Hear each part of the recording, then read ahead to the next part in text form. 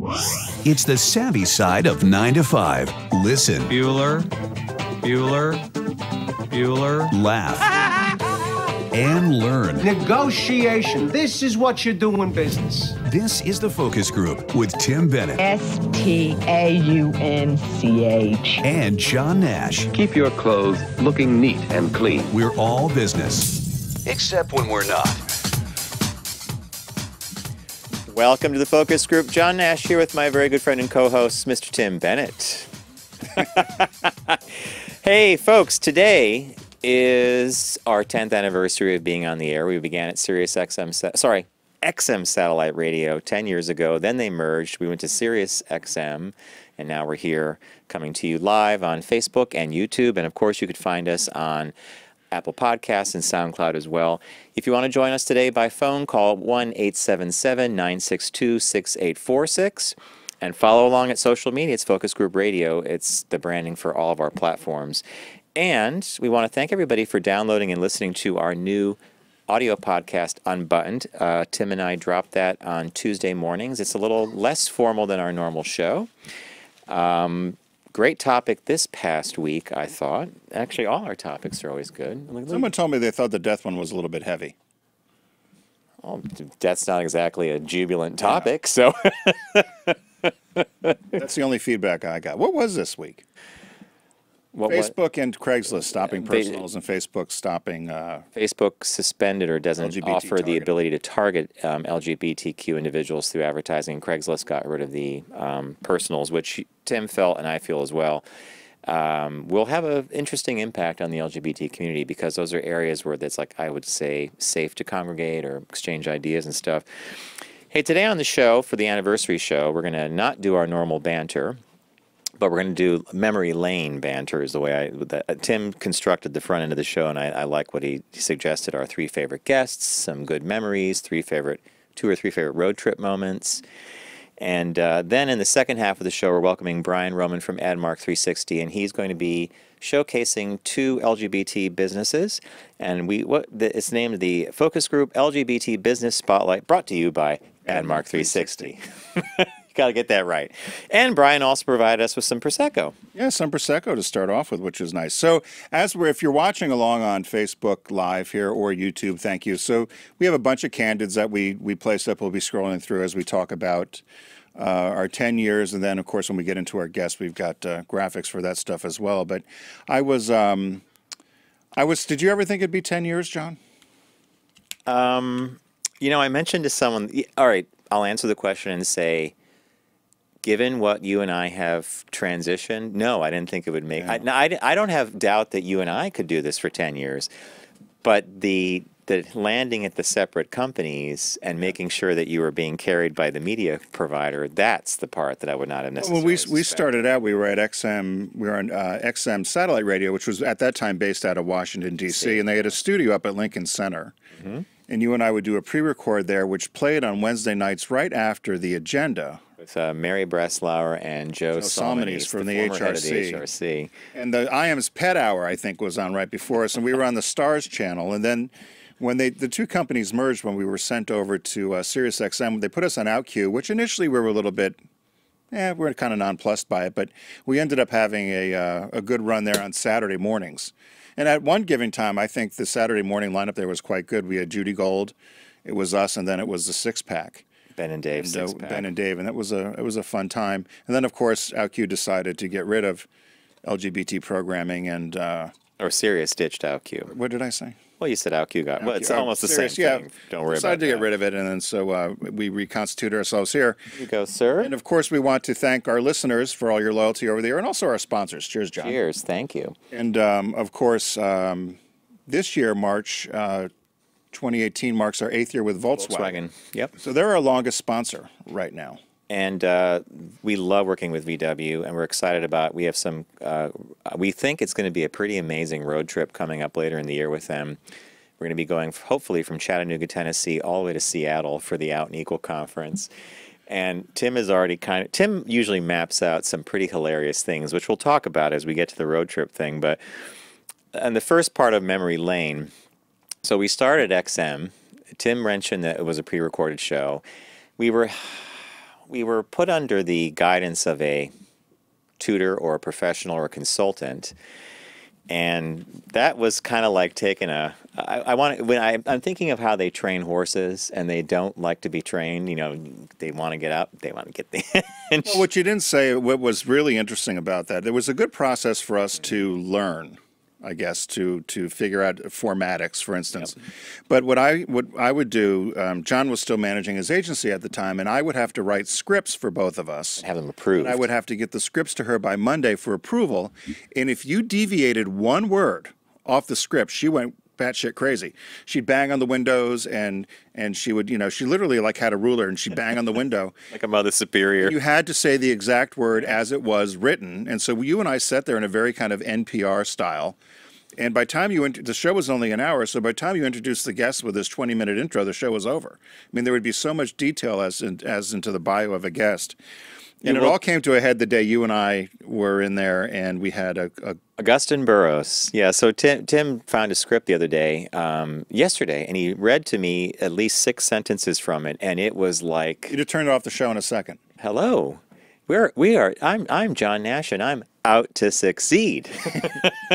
Okay, click. We hope you tune in here. But Augustin Burroughs, one of our associate producers, and we've been very lucky to work with a lot of talented people. Right here at our current studio, we have Garrett on audio and John on video, and these guys are fantastic. Thank you, guys. Boys in the booth or the guys on the bridge? It's almost two years with you, and the bottle of Prosecco.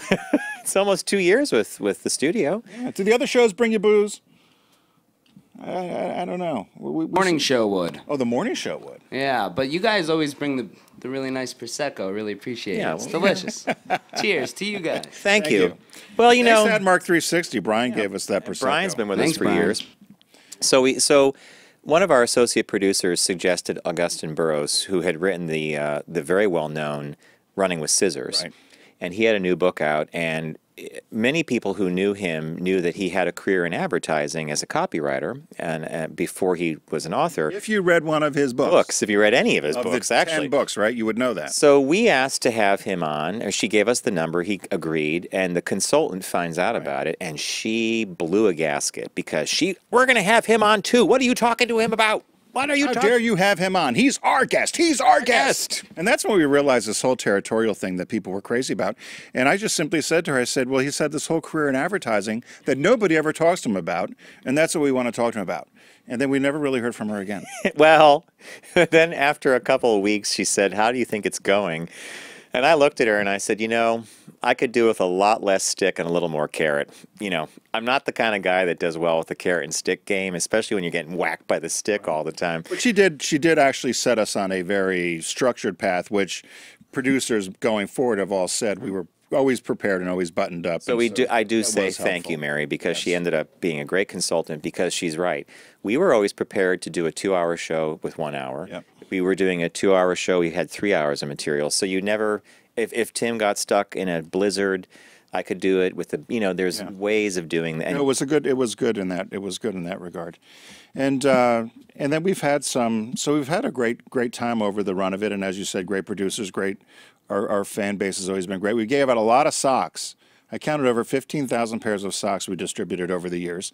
And the socks are still available. John's got a new gimmick on how to get rid of the socks soon. Not get rid of them, but how to distribute. We still have some socks. Give you socks. And we'll be getting more, and socks is obviously our thing here. But John has an idea that we're going to launch in probably a couple of weeks. We have to get it approved from a sponsor. We have to. Oh, they're good. They're going to love it. It's a movie club, but. And so that was there, and then we've done some great remotes. And before we get into our pick your top 3, what do your 3 favorite guests and your 3 favorite road trip moments. Yeah. Somebody had asked us the question: if what would you tell yourself now, or what would you do differently now? That if you knew now what you knew then, what you didn't know then, or whatever. How am I saying that right? No, what advice would you give to yourself? Your former self. Yeah. What would you give what would you give your former self? Me? Yeah. You and I had said we were going to do this, and we didn't. And putting together the show and going through archives and stuff, I wish we had been more diligent about taking pictures. Oh, and having an archive, because we've had a lot of great guests. We've had a lot of great fun in the studios and a lot of great times on the road. And there are some pictures, but there's a number of guests that I said, oh, let's find a picture of John and I with blank, and I couldn't find that person. And we did a good job of, if you're watching here, there's Stuart Elliott, who's a great friend of the show. The Beekman boys were there. Tim Gunn. Marilyn May, who's cabaret royalty, she came to visit us one time, which was fantastic. So we did do a better job taking some pictures. And if you're listening, there's a picture of me with, what's her, Alva from the Barbed Wire Museum. Yeah, that was hysterical. She looked great. And there's Edie. Edie from Cirque du Soleil's Humanity, and also a well-known drag queen that used to be in P-Town. And yeah, just pretty. And I would say the thing that I would do differently if I could do it over again would be to take Frank DeCaro's advice, which we only heard years later when he was talking about it. Do the show you want to do. Right. Because someday you're not going to be doing the show. So do the show you want to do, not the show people think you should do, and just do what you want to do and have fun, and your listeners are going to have fun too. But you come to that a little later, and you and I were also in a very tight box, different than the other shows that we were our peers at OutQ. You and I were very much the business lane. Yeah. And they didn't want us to veer into pop culture, and they didn't want us to veer into politics. And not that we, even Derek and Romana mentioned this at one time. Derek would like to have done more politics and maybe team up with Signorelli at one time and do something. But his lane was, you're going to be the nighttime show, and you're going to be the business show, and you're going to be the with Judy, it was the women's and mom show. I'll give you a great example of that. We used to go to meet people at Sirius during the week sometimes, because we were a Saturday show. And we'd show up, and some of the executives would be like, guys, you don't even look like talent. And we didn't even know, that label was never one that I wore very comfortably, but you don't even look like talent. And I'm like, well, what is talent supposed to look like? Dirty T-shirt. Dirty T-shirts, ripped jeans, look like a bum. And we'd be coming in like a blazer, a shirt, and slacks. And I just thought, well, this is pretty much business casual, but apparently, no, talent just rolls in. Yeah, the other fun thing along the way, John and I got contacted by a local AM station here that was going to corner the market on gay.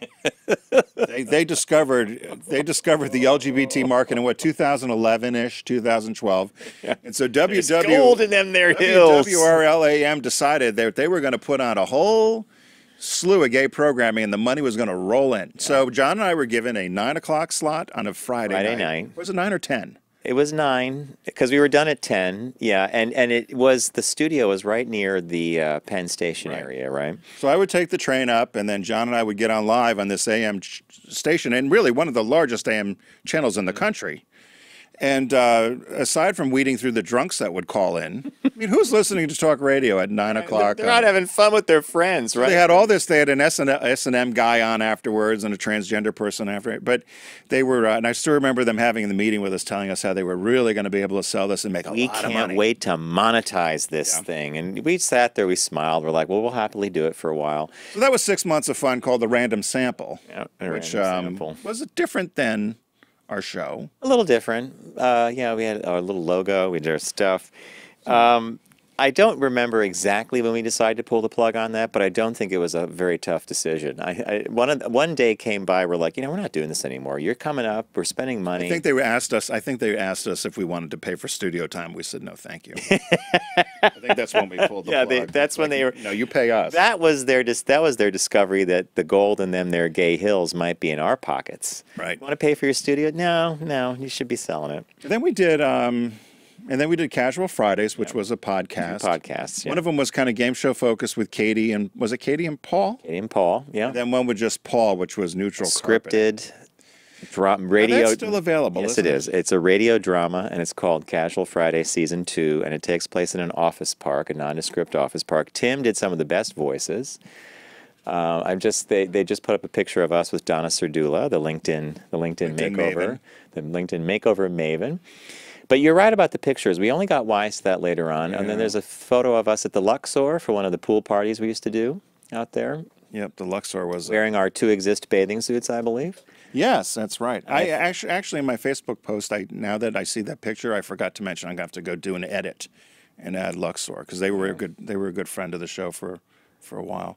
And our socks, of course. So in your of your 3 You go first, I think, the order of the deck. So, what were your 3 favorite guests over the years? And it's tough to pick. I love I love all our guests, and it's when someone comes to enjoy and have fun, they're always a good guest. But I'm going to tell you 3 that stuck out to me. One of them is the incomparable Aunt Barbara.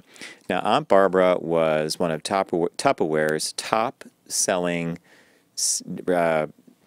representatives in the country, and she used to book her Tupperware events, I don't know, Twice a year. Twice a year only, and the phones would go crazy.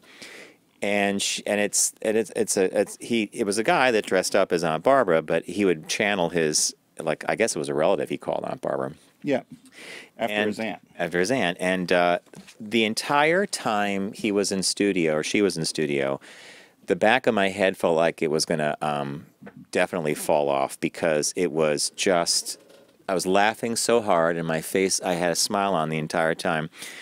So Aunt Barbara really was fantastic. She came to play. She's been on several times since, and now Aunt Barbara has transitioned and is no longer doing the Tupperware thing, but I think she's doing okay, right? Right.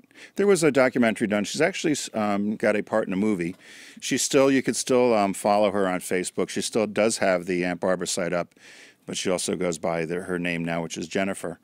And but she struggled. You know, she struggled with not only obviously when you make the decision to transition, but she also struggled from her inner career. Yeah. And we've tried to have her on, not because we wanted to have her on because she was a great fan favorite, but yeah, scheduling. She works during the week now, and since we're not on Saturdays, it's harder for someone to get time off. But we've asked her to Skype in or something. But we're still working on having her come in, and she would like to come back. So that's a good pick. Another favorite of mine was Dick Cavett. So I grew up watching Mike Douglas, Merv Griffin, Dick Cavett, Johnny Carson being the kingpin. So when you have a chance to talk to someone who you watched as a kid interview some of the most famous celebrities on TV, you take it. He was an incredibly gracious guest. He called in from his Hamptons home, actually. And I have a picture up that I put of him with meeting Miss Betty Davis. He told us some great stories, and not once, but at least 3 times during the interview, he would stop to say, guys, he goes, it's a pleasure talking to you. You're well prepared. We knew a lot about him, about his past. And then at the very end of the interview, he goes, oh, can I tell you one more story? We're like, you're Dick Cavett. You can just go ahead. Go ahead. Tell us more. So he was a personal favorite of mine. And the last missed opportunity there with him was having his wife on. Yes, because she was big. She wrote a business book, and he wanted to have her on. We probably should still pursue that. I'm sure we could do that. Yeah. And my last favorite, because of the relationship he had to Johnny Carson, was a lawyer named Henry Bushkin. And if you remember Carson in the old days, Carson used to talk, part of his monologue used to be about Bushkin. Bushkin says I could do this, or Bushkin says I could do that. So he wrote a book called Johnny Carson, and obviously he waited till long after Carson's death, because the two of them had a very interesting falling out. And it was a wonderful interview. It's a good book. It was not necessarily a tell-all, but it did give you a very behind-the-scenes look at someone who was an insanely private man. For being so important to American television, Johnny Carson was a very, very private guy, and he would have just loved to have done the show and gone, very shy and gone home. And one of the questions there's a part in the book that Bushkin reveals where after they have this falling out, he goes to meet Johnny at his house. And it was one of those seminal moments in a friendship where he goes in and he's talking to Johnny, and Johnny's like, this is it, it's over.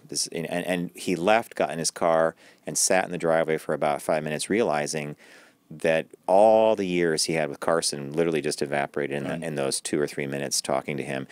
But I loved talking to him, and it was an interesting glance into the world of Johnny Carson. So who are your 3? So my 3, and those were all good picks, and I would put each of those up on his list as well. This was a difficult list to do, and John and I talked about, do we stay away from famous, or do we? We've had a lot of great guests over the years, of course. So the first one I picked was Jennifer Granholm, who was governor of Michigan at the time. She and her husband wrote a book called A Governor's Story, and it was right after the collapse of 2008, and particularly with the bailout of the auto industry. And she was heavily involved in that, and obviously being the governor from Michigan and working with the Bush and then the Obama administration and trying to get the industry back on its feet. she'd written this book, and we actually read the book, which is we found out was rare. That's the other thing John and I did. We would always try to read the books before the people came on. They said, no one reads the books. They give you a little sheet with 5 questions, and that's it. So she came on, and we talked about her. We kind of surprised her that we knew that she was on the dating game once. And the biggest compliment, and one reason why I put her down, is when she was leaving, I believe it was sincere. She looked at John and I, she said, you know, I really have to thank you. She said, I've spent all day at MSNBC, CNN, CBS, and I've been interviewed by a bunch of people, and this was by far our best interview today, and time well spent. She goes, you guys did your homework. You asked great questions. You asked smart questions, and I really enjoyed myself. And I thought for you and I, because we were the only ones at SiriusXM that asked for her. Yeah. Nobody else wanted to talk to her, and so that's why I put her there. The other person was somewhat of an idol of mine, I think, growing up, and John mentioned it earlier about the Preppy Handbook. We had seen something, I don't know where, we thought, wouldn't it be funny to have Lisa Birnbach on from the Preppy Handbook? And lo and behold, we reach out to her, and she says, sure. Sure thing. And she came. What I loved about her, and there's a picture you'll see there she was with Chip Kidd, who's a famed book graphic designer for book jackets and so forth, and she came to play. She came dressed like a prep. She was funny. She engaged with us. She had a lot of great rapport with us. We always thought she could be a great either co-host or a regular. She did radio for a while, right? And she was a lot of fun, and we had a great time with her. The first time she was on, I was late. My train was late, and I only got in at the tail end. But what I loved about her was she came to play, and she was such a typical prep. So John and I invite her on for our Christmas show. She shows up 45 minutes late. She brought the guy from Ridgemont. He passed away. He was the pizza delivery guy that gave the pizza to Sean Penn in Fast Times at Ridgemont High. Right. And she shows up, and then we put her on, and then she can't understand why we're putting her up. Well, what's my time? I said, you're 45 minutes late. You know, there's a schedule on this. So she was fun, and then she came on to talk about True Prep. And then the third one's an obvious one for probably John and I, because we've talked about him a lot. And why I put him on there, Tim Gunn, was he was another person who came to play. And we've had a lot of very well-prepared guests that have come in. Tim Gunn was a textbook. He greeted John and I in the hallway, knew us by name, so he obviously did some homework to know which was John, which was Tim. Handed us both his books already signed to us personally. Laser. Was dressed the part and came to play. He told great stories. And then we asked him to stay to play Tim's list, and it was for the top 10 fashion essentials. And he took over Tim's list. You remember we used to do a list every week. And he came and he did the list, and he did the not on the list and whatever, and he played along, and he was great guest. Actually, I'm smiling and laughing because I remember that afternoon so well. He was such a wonderful guest. I could have put him on mine, yeah. And another coup about Tim Gunn, which really drove the people at SiriusXM crazy. They tried forever to get him to go. He'd never gone on a SiriusXM show, and then John and I were cut off after that because we had the Pet Shop Boys lined up, and then when they got wind of it, John and I got our hands smacked. The Pet Shop Boys were excited to talk to us because we wanted to talk to them about the intersection of how they market their music, make their music, the graphic design, the fan club, just a business conversation for a band that keeps making music. Yeah. So those were my 3.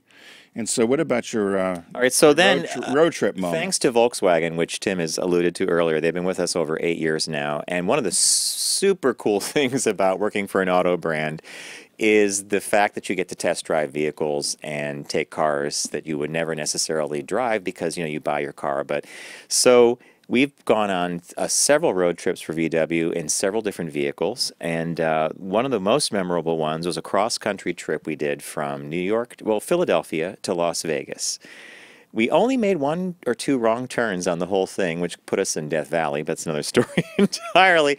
So one of my first favorite memories, we have a ton from that trip, and I think Tim's going to reference some as well, was St. Louis. I'd never been to St. Louis, and that arch thing, I was fascinated by the arch. We went up in the arch. If you're listening, I have a picture up of Tim and I. You know how when you go to one of these events, you stand in front of a green screen, and they take your picture and give you a number, and then when you're done, you can have your picture printed out. So we had the picture taken of us. And then, as a surprise for me, Tim had us booked into a hotel that's still in St. Louis. I urge you to stay there. It's called the Moonrise Hotel. It is themed around space and science fiction. 50s, 60s sci-fi. Yeah, and the space program as well. There's a lot of signed memorabilia, a lot of astronaut stuff. The rooms all have moon pictures. The keys have little rocket ships on them. And they had the best Manhattan I've ever had. We had a great Manhattan there. Beautiful hotel. My second is a reluctant day when we were planning this particular trip. So VW a year or two ago gave us one of the production model of the all-track wagon, which we actually currently drive. And we were going to test drive their brand new all-wheel drive wagon from Seattle to Denver via some of the best national parks in the country. And I said to Tim, could we please put Devil's Tower on the list? And so he has the map. We're on the phone. He says, hey, out of the way. That's out of the way. That's going to be 2 or 3 hours extra. That's a long driving day. Do you want to go there? It was the most worth it visit I've ever done. Devil's Tower, if you know Close Encounters of the Third Kind, that's where the movie ends, that kind of weird rock formation. It's as weird in real life as it was in the movies. It was a goofy place. We had a lot of fun there, so I just loved going there. My last one on that same trip was on our way to Denver. Many of our was listener-driven, was Carhenge, or did we turn that? It was, I think Kip and brought Mike from Idaho told us to go there. So we went to a place in Nebraska. Was it Nebraska, right? Yep. And it was called Carhenge. And this guy took old cars and he recreated Stonehenge with a Pinto, a Mercury Caprice, Jeep. Jeep. It's all painted gray or something. And it's just, it's. You know what? You have to see it. Middle of a cornfield. Middle of a cornfield. You have to see it to believe it. That was a really great end to that trip. So what are your 3 favorite road trip moments? So my 3, and there's a lot of them, but my 3 that I picked, probably for personal reasons somewhat. The first one was John and I had taken the Jetta with CarPlay. We went up to Gunquit Beach, Maine.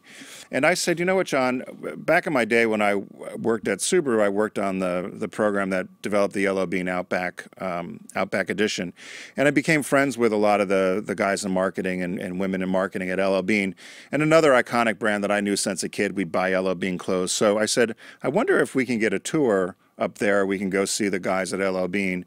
And so Steve Fuller, who was a CMO at the time, said, why don't I take you to the boot factory where they make the famous bean hunting boot? So great. And in all my trips to Freeport, I've never been there, and this is in Brunswick, which is a little further north in Maine. But so John and I and Bob, we packed up and went there and spent half of the day there. Loved it. Had a tour of the Yellow Bean factory, see where they made the boots, where they fix the boots, where they do the boat and totes, and all that stuff made in America. And we had a fun time. And Steve was a gracious host. So cool. That was a fun part. The other one was we had a guest on the show. One of our people we worked with at Volkswagen, Eric, had recommended that we have this guy on the show, Chris Edwards, who actually worked in the Bush administration, the PR area. But his family had a century-old chocolate business in Pittsburgh. And so when John and I started our trip, our first stop was in Pittsburgh because it's where John was born. And then we were going to go to Marietta for the night where I went to college in Ohio. So having had Chris on, and there's his I don't know if it's his husband now or his partner, but Albert, and that's his brother, I believe, Mark. So his grandparents had started this, or great-grandparents started this chocolate company called Edward Mark Chocolates, and they've reinvented it to where if you go to Costco or any grocery chain now, there's Snappers, there's all kinds of great things that they've done, and developed something called the Milkshake Factory. And they asked John and I to stop by. They made us all kinds of milkshakes and candies, and we had a listener come by to see us at the Milkshake Factory, and we didn't want to leave. But I'm like, John, we've got to get to Ohio. We've got another 3 hours to go south to get into southern Ohio. But they were very gracious and hosted us there, and they've been good friends of the show over the years and coming on. And that was a fun day, man. That was a fun trip. And then my third thing, and I really struggled with this, but my third moment was just getting to push John's buttons a little bit in the car. So I know what you're going to put up there now. John and I had done an e-golf trip, which the car only had a charge of, what was it, a range of about 90 miles. It's the e-golf. We were in San Francisco, and I enjoyed. We were going across the Golden Gate Bridge, and John was being a little bit of a nervous Nelly, and he kept looking over, and I could see what he was doing, and the more he would do it, the more I'd pretend I didn't see him doing it, and I would step on the gas, I'd roll down the windows, I'd turn on the air conditioning, and you would see the battery just go down to like 9 miles. And John's like, oh my God, what are we going to do? So we were going to go see the Redwoods, and he would get so uncharacteristically nervous, because as much as I'm a sissy to be on heights, you're petrified we were going to run out of power, run out of gas. Which only then reared itself again when we did our last road trip. And we were somewhere in Nowheresville, Eastern Oregon, and the bell went off, ding!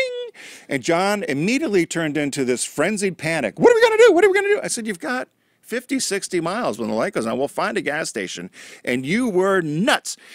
You were, get on Google and find us a gas station. I was like, John, we're going to be fine. And if we run out of gas, we'll find somebody to get us gas. And so, see, that's the part I didn't want to rely on. I didn't want to rely on the kindness of a stranger when it came to running out of gas in the middle of nowhere.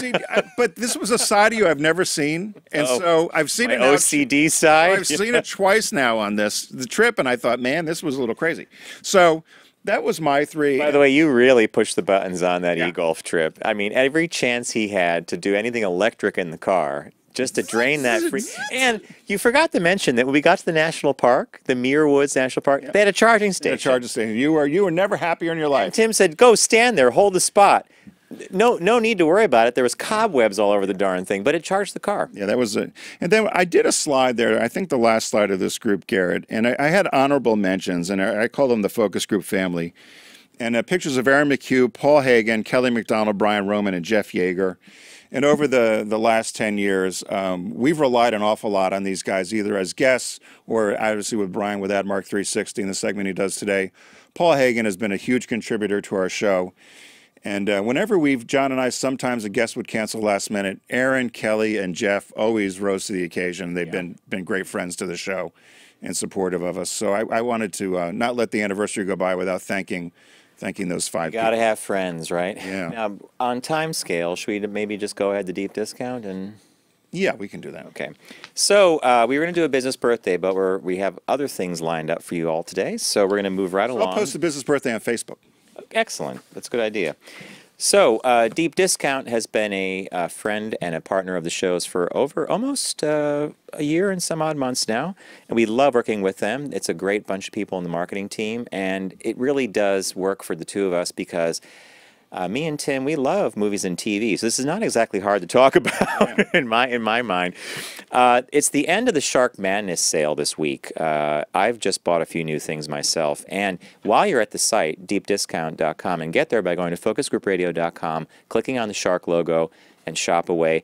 Look for some of the codes that are on the site. I think there's they put it up on the screen now. One of them is the code Igor, and for this until the end of the month, I think that you get like 15% off your order. It adds up after a while. So the Shark Madness sale almost done, but it's still going on.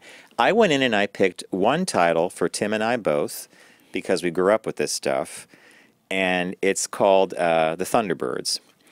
So when I was a kid, I loved this show. I mean, it was Thunderbird 1, Thunderbird 2, Thunderbird 3, 4. Like, there was the space, the sea, and they were puppets, but they called it Super Marionation. And you know, if you watch it now, well, it's a little slow. It's a little slow, but it really takes me back to Saturday morning when I think miniature sets, the whole, you know, what was there not to love as a kid, right? It was great, very visual. So the release this week is? So the release this week is John is all Star Wars: The Last Jedi. Buy the Leave it at that. Buy the Blu-ray. No. So you know, when The Force Awakens came out 2 years ago, when they released the DVD, the 4K Ultra, and the Blu-ray, it was basically the movie plus a couple of extras. The Last Jedi has a really great, I think it's an hour and 20-minute documentary that they shot with the director, Rian Johnson. Rian, it's R-I-N, about the making of the movie, the decisions he made for the characters, because there's a whole subset of Star Wars fans that are furious with this movie, with the direction the characters went or where they took it. I recently... I ordered it because I need to see it again. It's been about a year since I saw it, or whenever it, well, not a year, it came out in December. My God, think about that. But I do need to see it again. It sat well with me, but I'm really curious about that documentary because I saw little clips of it on YouTube, and I think that I love the behind-the-scenes stuff. So the DVD, or Blu-ray, or 4K is loaded with that stuff. Okay, and then in honor of our 10th anniversary, we went off the reservation a little bit, but we decided to pick two movies that were released in 2008 in honor of our 10th year anniversary. 10th year. So which one did you pick? Okay, that year, The Attack of the Clones was released, Wall-E, Kung Fu Panda. Like, there's all these movies you think, oh, John would pick that one because of animation or science fiction. Instead, I picked a little movie with Frances McDormand, who recently won an Oscar, called Miss Pettigrew Lives for a Day. It is a charming little British-style comedy. Bob and I love it. The minute I saw that it came out in 2008, I couldn't believe that it came out in 2008. Yeah. And I was like, I thought that we should mention this. You can get it at deep discount. It's not part of the Shark Madness sale, but it's still at a great price. And in that theme as well, so I poked through, and I'm not as studied in movies sometimes as John Yes, you are. But I did see this, and what I like about deep discount, if there's something that's going to be released, they allow you to pre-order, so you get in line first before everybody else. You can also get a jump on maybe the brick and mortar or some of the other online sites. So this is actually a 10th anniversary edition of Mamma Mia. And if you're a fan of ABBA, the movie's littered with ABBA songs. I mean, it's an ABBA jukebox. You trip over musical. Right. And so even though the story is somewhat corny, and it's actually being re-released again, with I think Cher's playing the Meryl Streep role. Mm-hmm. But this one is the original with Colin Firth, Meryl Streep, Pierce Brosnan, Nathan Lane. It's just another one of those where I have it in the background, or if you're flipping through sometime and you find it, you're going to watch and just enjoy the music. So I picked that one. So be sure to head over to focusgroupradio.com and click on the Deep Discount logo and start shopping away, right, Garrett? Thanks, Deep Discount. Hey, we're going to... That was a good one. We're going to take a quick break, and when we come back, we've got Brian Roman, who's going to introduce us in his segment called the Focus Group LGBT Business Spotlight, brought to you by AdMark 360. Rob, we see you in Rehoboth, but we didn't want to... We're on a pretty tight schedule here with somebody on Skype, so if you want to hang up, call us back a little later, probably 25, 30 minutes, we'll be able to take your call. Stay with us. We'll be right back with Brian Roman from AdMark 360.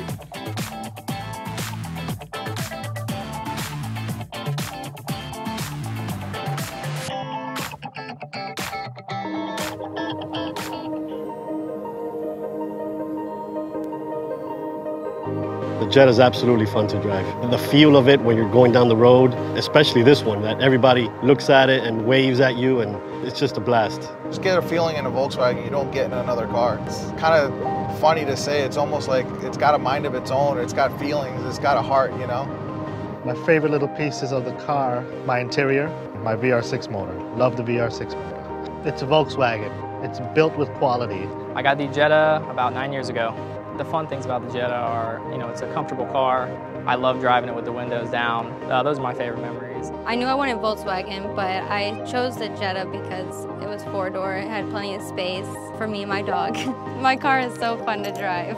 It definitely is fun to drive. Cruising down the freeway, somebody passes by, they turn their heads. It's a good feeling.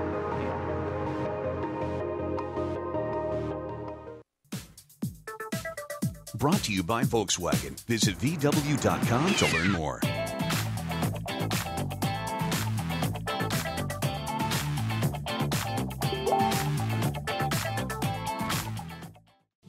Focus on the savvy side of 9 to 5 with the Focus Group. Try, really try. Listen, laugh, and learn with Tim and John. I never try anything.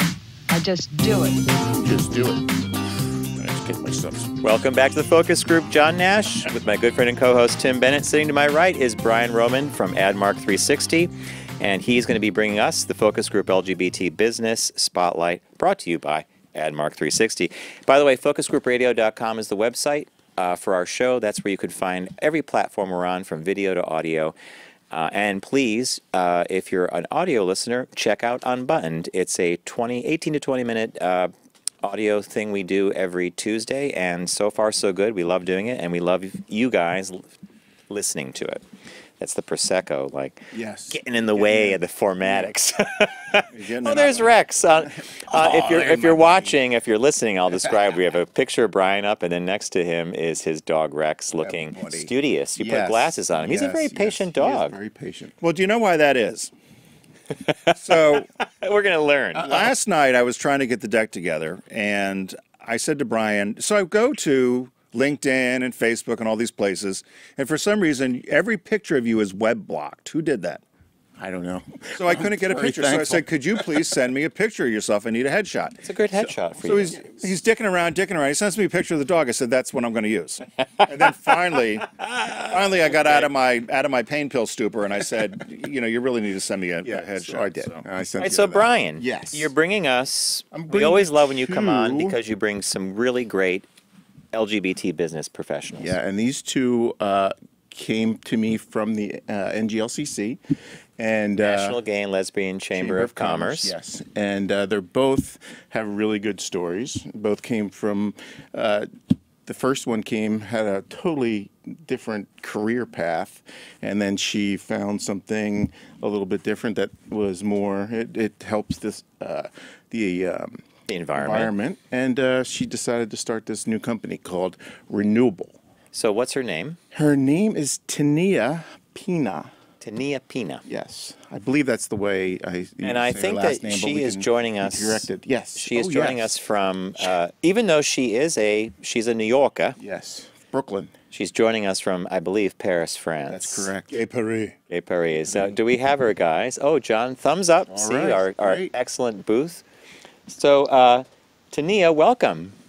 Thanks for having me. Well, Tinia, you're in the city of light. We're in the city of I don't know what.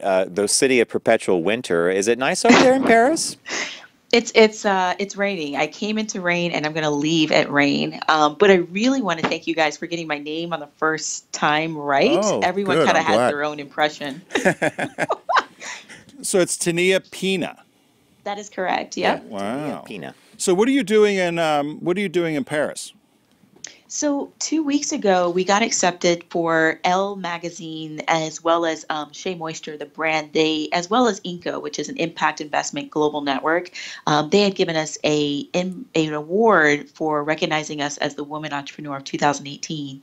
So I'm here in Paris to accept that and to share more about what Re-Nuble does in front of a network of 2,000 investors. So, Tinia, I want to let our listeners know what you do, actually. I'm going to do this. I'm going to boil it down to what I read. You may at any time correct me. But you are doing a sustainable company where you collect food waste from, I would imagine, manufacturing or restaurants. And then you actually, I want to say it's a modern version of composting, but you turn it into a really high-grade fertilizer that has none of the bad chemicals that we come to associate with that kind of a thing. Is that sort of correct?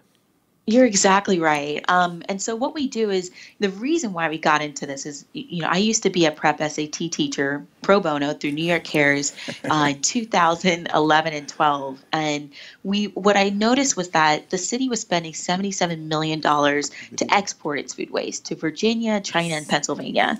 So when you look at that on a macroeconomic trend, there's this abundance of food waste that's only going to continue to grow given the population growth. How can we reclaim that and enable more farms that are interested in servicing metropolitan areas given the sheer increase in population size? And given that organic produce, there's a demand in the U.S. for $16 billion, how can we enable more of these farms growing indoors as well as in soil to grow organically? And so our process, which is patent pending, we take the food waste, we do compost it, but not traditional composting. We leverage technology to turn it into multiple types of products within 24 hours. So we resell that direct to farms and resellers. Now, Tinia, I'm sorry. Is it like a fertilizer that like a dry fertilizer, or is it like a water-based, or because you say they use it mostly, or it says in hydroponics, so I would assume that it's something that you put in the water that goes through. Yeah, great point. And hydroponics, for those of us that aren't aware, is just a system that enables people to grow indoors using water and nutrients. It's soilless. So yes, we do have a liquid line that's water-based, but we also have a dry pelletized product as well. Okay. So, Tinia, you started out in IT and in finance. So is this an example of you being passionate about something and are now making a career out of it? You're exactly right. I mean, I would have a much higher savings account than had I not pursued my passion and where I felt there was a need. I really was like emboldened by this idea of, if we can get more farms to produce organically or naturally grown food, servicing cities, we can bring down the price and increase the affordability and access. And therefore, as a result of those supply, that'll make it more affordable for everyone. Because what I saw in those classes is that the kids, they were bringing fried foods, they were bringing whatever was close and fatty and processed within that 2-block radius. And there's a desire. When you look at East Harlem, 40% of diabetic patients aren't able to adhere to their dietary guidelines because of the lack of nutritious options in that area. And I felt all of these really kind of problems, from food waste to enabling farms to grow organically easily, really kind of helped resolve that. Now, Tinia, how far off baseline are you from your 13-year-old self and what you thought you would be doing? That's a great question. I've never been approached for that. I always kind of visualized. I always had this vision with like me being a businesswoman, but I never had a vision for what that could be, like what industry, what I'd be working with, if my hands were going to be making something.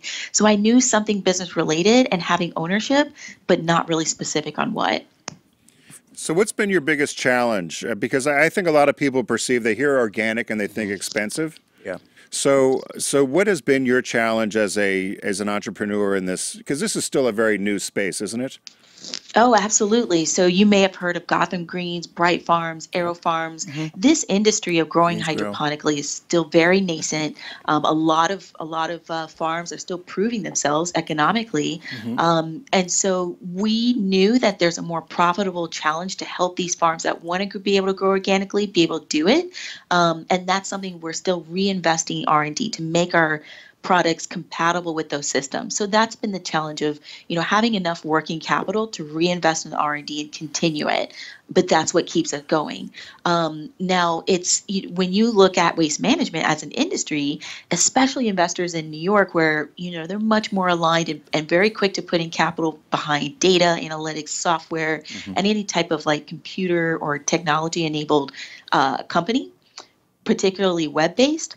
It's been hard to attract the same type of investors outside of the impact space where waste management, especially when you look at private equity, they are very attracted to waste management because it's assets that have repeatable, recurring ROI on their assets. And it's a service and that's always going to be continue to be needed. So what we're doing not only helps resolve the food producer and supplying a product that can help them with their problem, but also food waste suppliers, especially in New York City, where they're being increasingly mandated to either compost on site or divert it to a composting facility. How this is John again, Tinia. How unique is your business to the NGLCC? Because to me that's a fascinating thing, to be in the LGBT space as an entrepreneur and a businesswoman, and to be part of that organization. But how unique are you to that, and in fact the waste management industry in general, which I think is nothing but a growth industry, because we're not exactly slowing down the pace of the way we use things and throw things away. Completely agree. I would say, we're unique in both ways. So I never play up the minority and women-founded card. I try to always be at an equal standard as any other person competing in this industry, but not only within the industry of waste management, but also within NGLCC. From what I've seen is I don't see any women in this category, whether it's food waste to a product manufacturer or just a waste solution provider. And so I think that helps us stand out. I think that helps us increase the organic word of mouth, and really the mission of making growing hydroponically organic products has really kind of fueled that word of mouth as well. Okay, yeah. Hey, Tinia, was there something you wanted to get a point across? Was something about the industries you were targeting that you would like them to call you? Some restaurants and some organic growers, things like that? Thanks for that plug. So we are focusing on. We're here to please. He's being awful nice about it. Just be direct, Tinia. Yeah.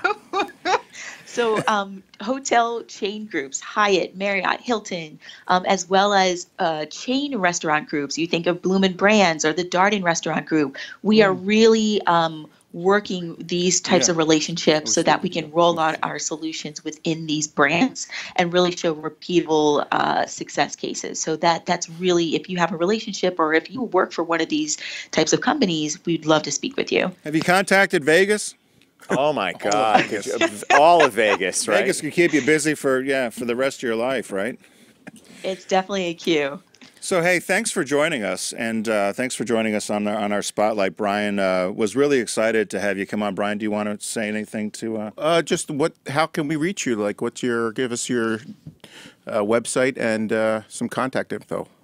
Yeah, appreciate it. So the website is Re-Nuble, which is RE- and as in Nancy, U, B as in boy, LE.com. And I can be reached at my email, which is Tinia, it's T-I, and as in Nancy, I-A, at Re-Nuble.com. Great. Well, thanks for joining us. We hope you have a great trip in Paris, and congratulations on the award. Sounds like it was well earned, and we're in New York as well, so maybe next time when you're back here, you can come visit us again. I want to see the product. I want to look at this product. We want to see it and smell it. Does it smell? You should grow something in studio. Does it smell? Depending on the product, you can leave fishy. Yes. So there you go. So hey, it's shitty. It's better than that. Yeah, better than that. Tinia Pina from Re-Nuble, and we'll put all the information on our Facebook page as well, so you'll be able to contact her. And again, if you're a restaurant chain or a big hotel chain, contact her and start saving some money on some of this organic matter, I guess is what we'll call it. Thanks, Tinia. Thanks so much, you guys. Thanks for you. We're going to take a quick break, and when we come back, Brian's got another company for us. Who's next, Brian? It is Roland, I believe it's Siebelink, but he'll have to correct me on that. And his company is called Scale Up Ally. Scale Up Ally, based out in California. Based out in San Francisco. So stay with us. We'll be right back. Coast to coast. Brought to you by Volkswagen. Visit VW.com to learn more.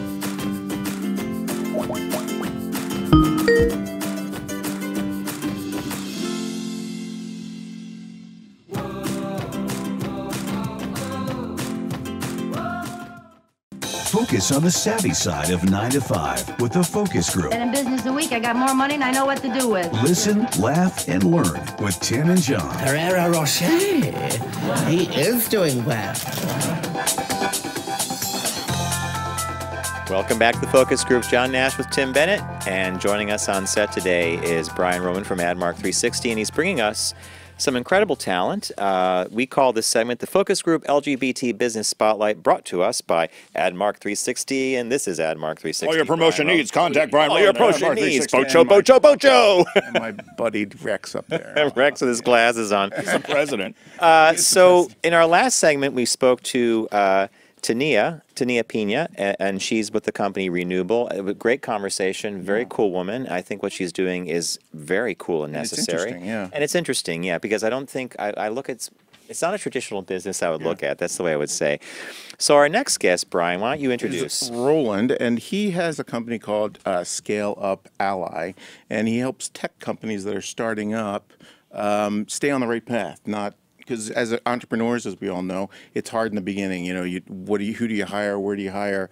Do you outsource? Do you do different things? Yeah. And he kind of helps folks kind of stay on the right path, because there's a lot of tech startups that fail pretty quickly if they get out in the weeds. So he's joining us from San Francisco, I believe, right? So, that's right. Hey, Roland, how are you? There you are. Hi, how are you guys? Hey. Thanks for joining us today. Thank you so much for inviting me. Oh, it's a pleasure to have you. Give us a kind of the 300 or the 3,000 foot view of Scale Up Ally. Yeah, so there's a lot of attention for helping startups get started, turn an idea into an initial company. But what I notice is that a lot of companies, even after they reach initial traction, they get something running, they kind of hit it, if you will. After that, they often still fail. People assume that after they've hit it, then everything will go well, they just keep growing. But I found that about 99% of them fail over the years, fail to reach additional rounds, fail to get to a good exit. And so I got really passionate about understanding why is this happening and what can I do to help these folks. So, hey, and can you pronounce your last name for us? This is Tim. Yeah, it's Roland Siebelink. Siebelink. Oh, we had that right. So we were right. We just didn't want to mess it up. We didn't want to say anything bad. What are they? Because we always hear this about startups. People want to think, oh, we're going to have the ping pong table and we're going to have the beer at 4 o'clock and all that stuff that's going on out in the valley there. What do you find? Is there a consistent thing that over and over again you seem to find that these companies keep coming up against? Yeah, so I would say the root cause is really that the way you run an initial startup, like the small team, household-sized, 5 to 10 people, is very, very different from how you need to run a company when it's reached 100 or 200 or 300 people. And so it's really about the founder starting to realize that their role needs to change. They can stay in charge, they can stay the CEO, but not if they insist on doing things the same way. And so what is hard for people to realize is that the very things that made you strong in the beginning, for example, being quite detailed about how you manage the customer experience, in a way kind of micromanaging things, is really good in the beginning, but not when you're 100 or 200 people. So how do you turn these things that made you strong into things you can now actually give up and replace with new strengths? You know, Roland, I'm fascinated by what you do and your observation specifically in creating this business to help startups and small companies achieve greater goals. I owned 2 previous ad agencies, and I will tell you that looking backward now, of course, hindsight is the best thing in the world. Isn't it always? I realized that any gift that I brought to that might have been my ability to do storytelling. Advertising is storytelling on a certain level, but all the nuance of managing people, of dealing with cash flow, of office, of the politics, of hiring and firing. And, you know, it's in one of the write-ups that you have, it was one of those things you said was, you know, if you looked back 3 years into the company's formation, would you hire the same people again? You know, things evolve and change. So I guess my question is this. To start a company requires quite a headstrong personality. And those are the people you're really dealing with, aren't you? Yeah. Oh, I am, absolutely.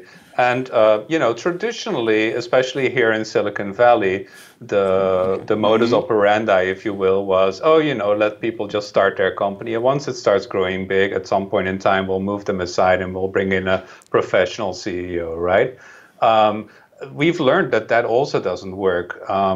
People that are coming in from, let's say, corporates, they try to manage these companies like a corporation, and it simply doesn't have the maturity or the kind of people that want to work in a corporation to make that a success. So we've kind of learned that it's better to leave the founders in charge, but of course, then they kind of need to find a way to deal with all those new challenges that come to them. And that means being very wise about who to hire as the people below them, the people that can assist them. Often we try to make a differentiation between what we call one leader role who's the visionary, one other leader role that's more of like an integrator type of person. And that yin and yang approach works much better. You know, look at Mark Zuckerberg and Sheryl Sandberg at Facebook as a key example. All the startups, though, are there any that you've gone to that's just said, you know, this is a really bad idea, even their whole tech idea? There's got to be some that are just crappy ideas and they really shouldn't be going on. I mean, a lot of these tech companies grow up, they bubble, and the idea is gone. You know, all those, like, what are the old, not before Facebook, you know, those types of things. They're bad ideas. They're going to go. Well, I don't know if that's Roland's job to tell them that. I know, but he'll take the money. But you have to go into these companies and say, oh, I can't help. This one, I can't help. You're going to go under no matter what I do. Two scenarios come to mind there. The first and the far most common is that, you know, the idea never takes off, right? And that's before I come in even. That's like when a startup never turns into a scale-up. Because ultimately, none of us can predict if an idea is going to work. It's the market, right? Right. So that's the most common. What happens a lot, though, is it has taken off. They've gotten this to this tremendous growth, and then it starts plateauing. And because founders are almost always product people or engineers, the automatic assumption is, oh, there must be something wrong with the product. We have to redevise the product. We have to pivot. Whereas what I find usually, it's not about the product whatsoever. It's about maybe not offering additional things like, better service, or not providing enough documentation, or not being in the right channels where they can reach the mainstream customers. And so very often they start making the wrong decisions to try to get the company back on track, just like they would have done if they were still a proper startup, if you will. But it's at that stage that other levers are far more important. And so those would be the two scenarios that come to mind. Roland, do you think you'll branch out beyond just the tech startup? And it sounds like the skill set that you have and what you're doing would be applicable across a bunch of different industries as the workplace changes. Have you thought of branching out beyond, or are you just staying pretty true to the tech startup? I'm pretty true to the tech startup space, because I've been in 3 of these scale-ups myself, and probably the only one in the world that can tell that story 3 times in a row. However, I'm also part of a broader worldwide network of company coaches that focus on scale-ups. And so there's many of my colleagues that do focus on other industries such as hospitality, construction, consulting companies, ad agencies. And so there's a lot of us out there that can help other companies and tech companies as well. So were you on the other side when you said you were with 3 companies? So were you on the other side then?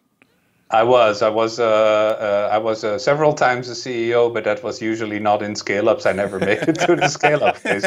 But I was 3 times in advisory roles to CEOs, either head of product management or head of group strategy, or doing something on the finance side. And the red thread was I always found myself advising these founder CEOs of scale-up companies, what should we do next? And so at some point in time, I decided, well, maybe the universe is telling me that I should make that into my next career.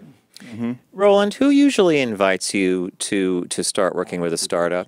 I'm curious, it could be the owner of the company that is smart enough to realize that they may be out of their depth, or they could use a dose of an outsider perspective. But who would you say is the most prevalent, like the most common contact for you to make to get into a company? So definitely, if it's the founder or a very trusted ally of the founder, like it's either their chief operating officer or sometimes their chairman, or a chief of staff if they have one, those are successful. Sometimes I also get leads from somebody like a VP who's just completely frustrated with the CEO and says, "Oh my God, my guy needs help, please come in."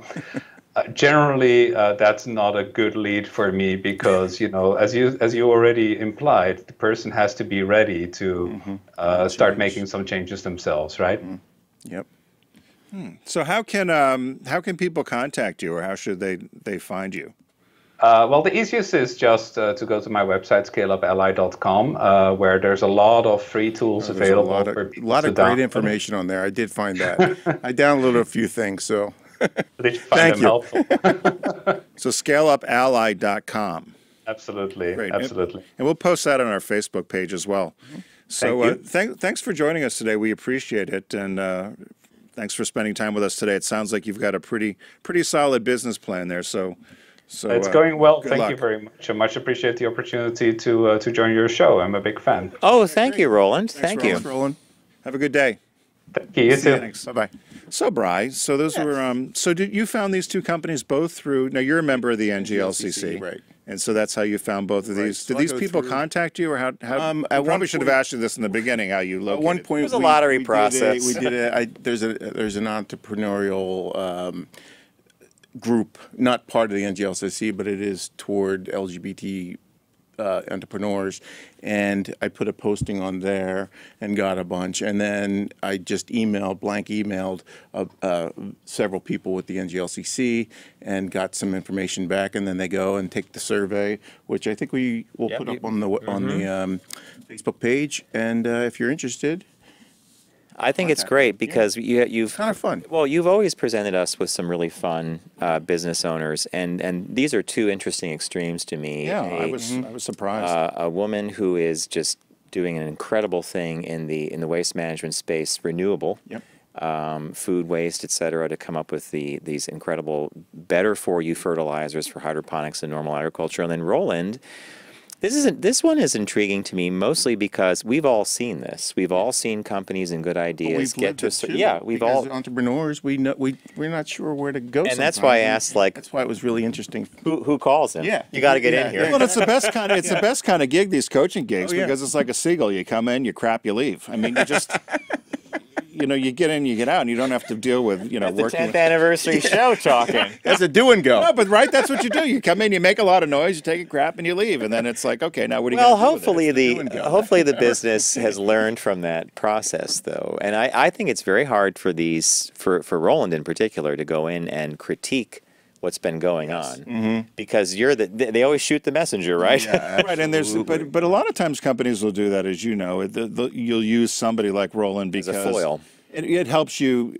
You already know there may be issues, otherwise you wouldn't have him. They can quantify them, and then it's this third-party consultant that helps guide you through. Yeah, and they can say, "Hey, this is the problem." And you're overstaffed here. You're understaffed here. You don't have the financing here, or this idea is just not going to germinate. So, but that was good. So hey, and we'd be remiss as well not to let people know. So. You still do all the promotion items, and you still do all of our items as well. And for a number of we need to reorder folks. Those 15,000 are.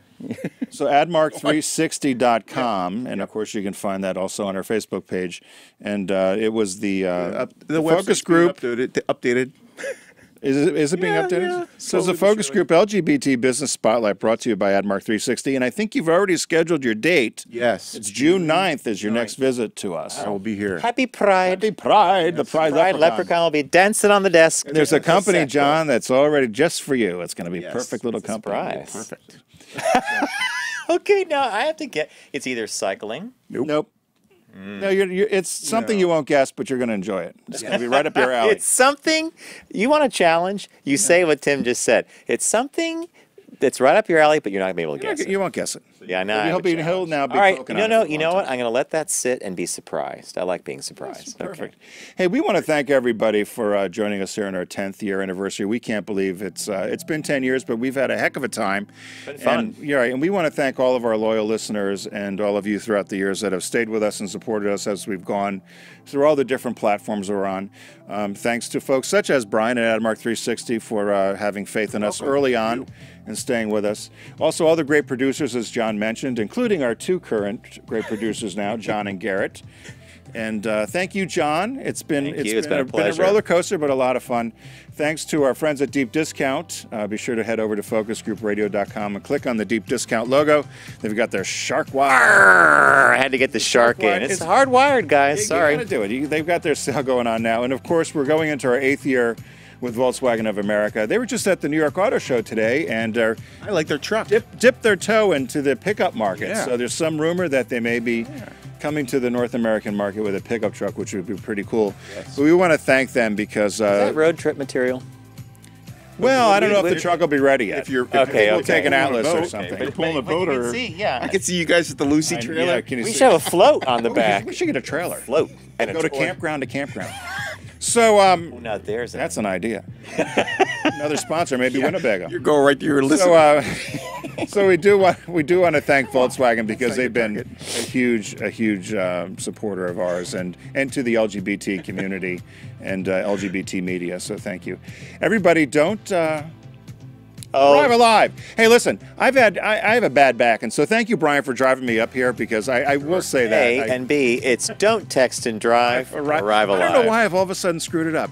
Why don't you do it? Don't text and drive, arrive alive. See the finger come out, arrive alive. Hey, we'll see you Tuesday on TFG Unbuttoned. Have a good week.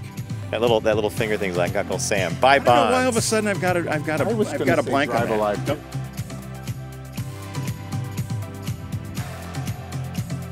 It's the Focus Group with Tim Bennett and John Nash. Formerly on Sirius XM Satellite Radio and now accessible on all platforms. Subscribe, like, and rate us on your platform of choice. Learn more at focusgroupradio.com. That was a stunning focus group.